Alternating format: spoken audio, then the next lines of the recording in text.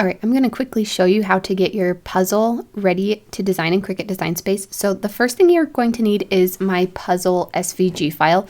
So all of my SVGs are here on this free SVG tab. You can also go through the blog post, but that hasn't been posted yet. Okay, so you'll just scroll down until you find the puzzle. Now, here it is. It looks a little wonky. I promise it's going to work in Cricut Design Space. Cricut Design Space is just a little weird. So sometimes the designs have to look weird on here so they can work in Cricut Design Space.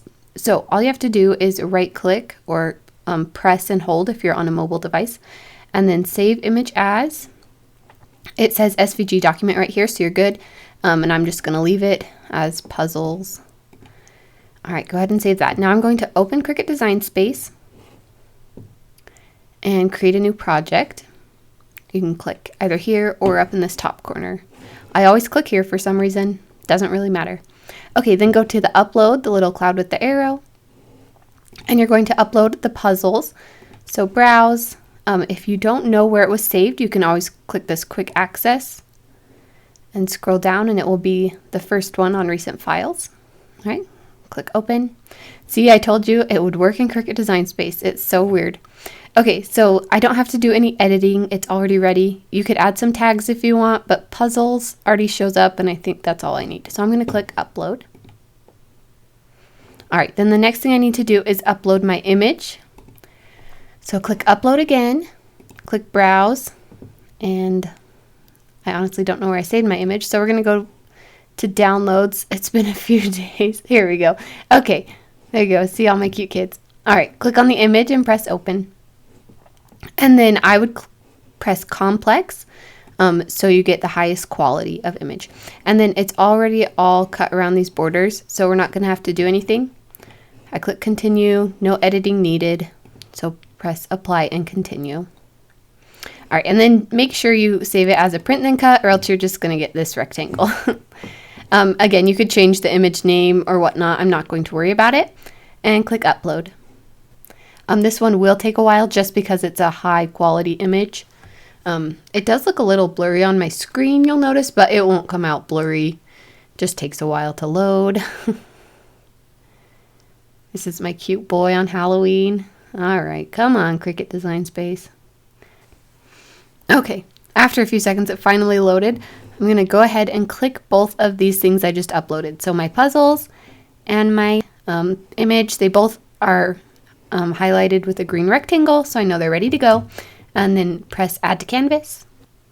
Okay, now you'll see this picture is huge, so I'm just going to quickly shrink it down. This is not to size, I just am making it smaller with this button right here so that I can see what's happening. Okay, and I also shrunk my puzzles, so I'm just going to make them big for a second.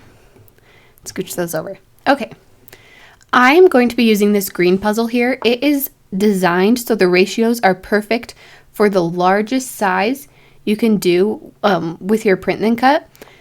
So I'm going to go over here and hide the other one. So I'm going to use the green one. So I'll click the little eyeball on the yellow, red, and purple one because I don't need those. Okay. And then for now, it doesn't really matter what size it is. So I'm just going to make it about the same size as my screen. And then I'll do it a little smaller so we can see it all. Okay, and then my image too. Now, my picture is pretty close. If you'll see that, it's almost the same size, but not quite. And the ratio is going to be a tiny bit off. Plus, I don't really want all this empty space around him. So what I'm going to do is make it a little larger than the puzzle. And then I'm actually going to put the puzzle in front. So to do that, I can drag it here, or you can right click and then press send to front. Okay, so I put that in front and now I'm just going to cover it up, get to where I want it. Now this is kind of a guessing game. I want him mostly centered, but you do want to make sure you have a little bit, you just don't want to have the image be too far off. So I'm going to put a little extra on the side so I know it's the exact same size. If I had it like this, then the puzzle is going to be bigger than this item here.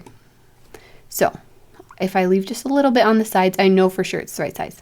Okay, now I need a rectangle that's the same size as my puzzle. The easiest way to do this is to duplicate the puzzle. So click on it, press duplicate. I'm going to scooch it over here. And then click this contour button. You'll notice it has the rectangle and then all the puzzle pieces. And I don't want all those puzzle pieces. So if I click hide all contours, then just the rectangle shows up. Okay, then click out of the window. All right, so now I have this rectangle and that's actually what I want over here. So I'm going to scooch this puzzle. Have to line this up again. Okay, so now I have the rectangle on top of my image. I want to select both at the same time. So to do this, touch here and then hold your shift key down and then touch your image as well. Okay, once that's lined up how I want, I'm going to click slice. Now you'll see I have a whole bunch of pieces. So I have this outline, that's what I don't want, so I'm going to erase it. I have my rectangle, which I don't need anymore. And then I have my picture, which is now the perfect size for my puzzle. So that's great. I'm going to select both of those at the same time. So again, you can click the image, press shift, and then click your puzzle. And then, okay, this is a tricky thing. So because my puzzle's in a group, it won't let me do that yet. So I'm going to either erase these or ungroup them. I'm just going to erase them because I don't need them. Okay, now it should work. So click those two again, and then you'll go over here to this align button and press center. Now it's perfectly in place. I still have these two selected and I'm going to attach them. Now it wouldn't matter which one is on top. I put the picture on top just so I can see it better, but either one on top would be just fine. Okay, and then this is ready to cut.